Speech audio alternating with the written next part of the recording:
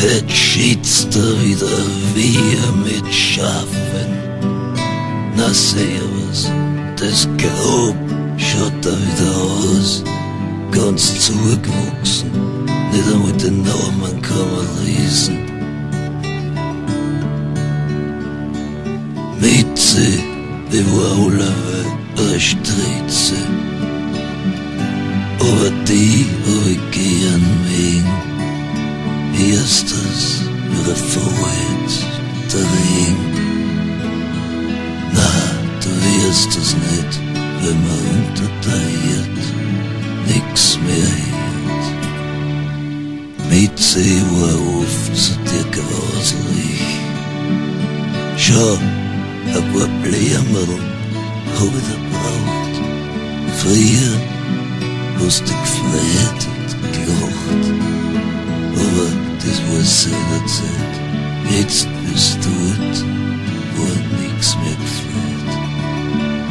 Auf den Friedhof ist er still und es regnet in einer Tour.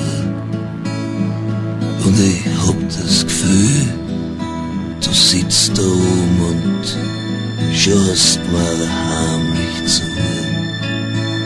Wenn ich aufschau zu dir, erst dann krieg ich feuchte Augen.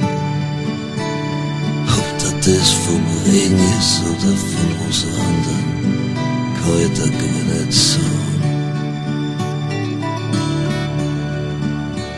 Mitzi, wenn du noch einmal lebst, ist bei mir den Himmel auf der Erde. Ich tät gar nix, was zerstört, aber ich red da am Blödsinn zusammen, da oben wirst du's besser haben.